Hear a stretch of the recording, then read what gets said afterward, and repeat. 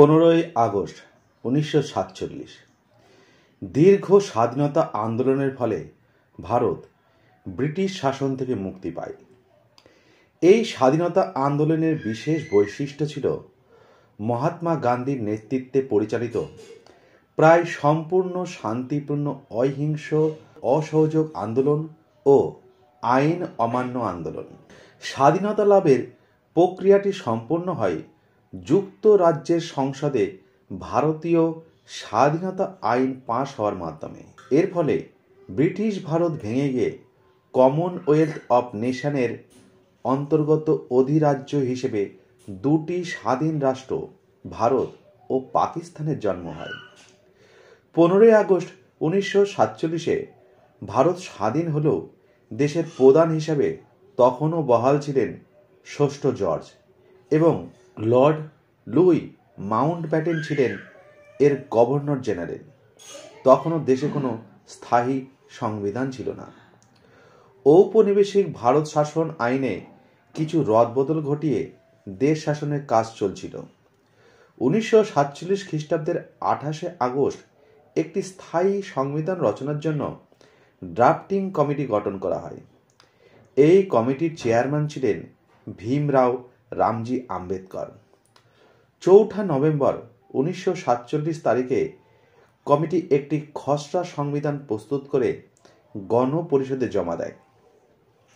চূড়ান্তভাবে সংবিধান গৃহীত হওয়ার আগে 2 বছর 11 মাস 18 দিনব্যাপী সময়ের গণপরিষদ এই খসড়া সংবিধান আলোচনার জন্য 166 বার অধিবেশন ডাকে।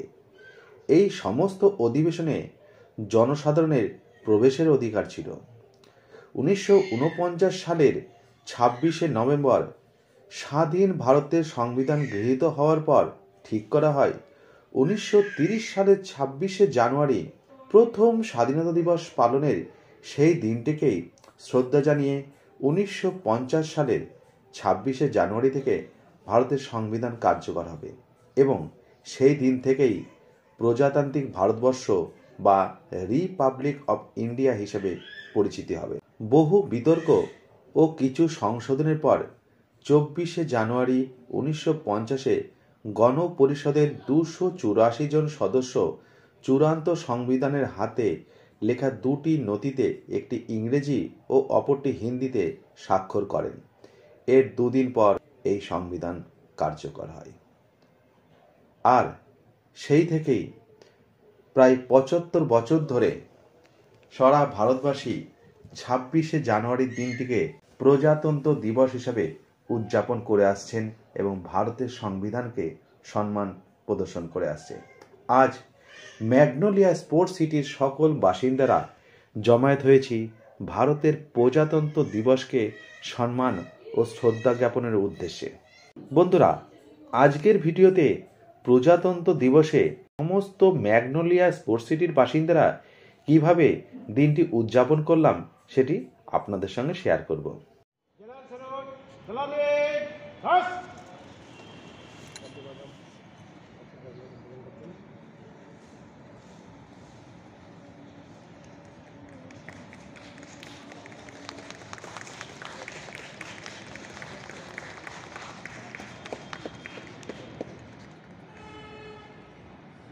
সঙ্গীত শুরু কর।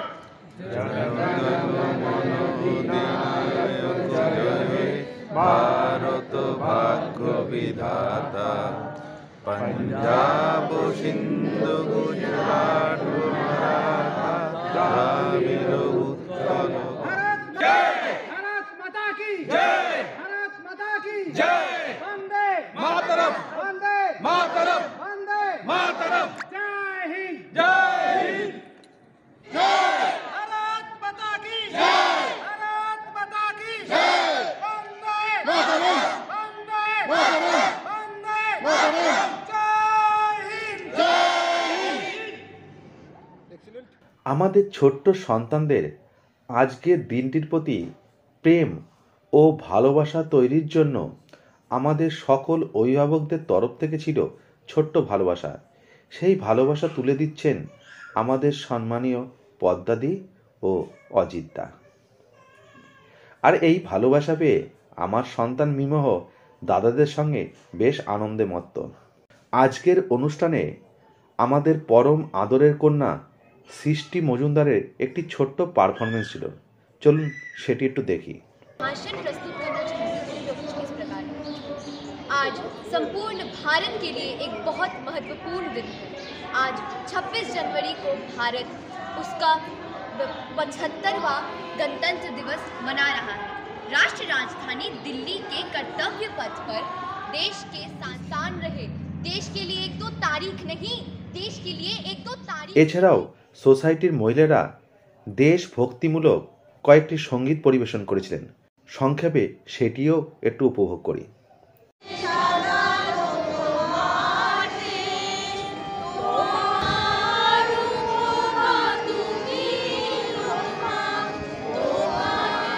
অনুষ্ঠানের শেষে সোসাইটির সকলে একসঙ্গে কমিউনিটি হলে ব্রেকফাস্ট ও লাঞ্চে অংশ নিই। বন্ধুরা, ভিডিওটিকে আর বেশি দীর্ঘায়িত করছি না। ভিডিওটি আপনাদের কেমন লাগলো তা অবশ্যই আমাকে কমেন্ট বক্সে লিখে জানাবেন। ভিডিওটি যদি আপনাদের ভালো লেগে থাকে তাহলে অবশ্যই ভিডিওতে একটি লাইক দেবেন এবং প্রচুর পরিমাণে ভিডিওটিকে শেয়ার করবেন। আর আমার চ্যানেলে যদি আপনারা নতুন হয়ে থাকেন তাহলে অবশ্যই আমার চ্যানেলটিকে সাবস্ক্রাইব করে আমার পাশে থাকবেন। ভিডিওটি সম্পূর্ণ দেখার জন্য আপনাদের সকলকে অসংখ্য অসংখ্য ধন্যবাদ।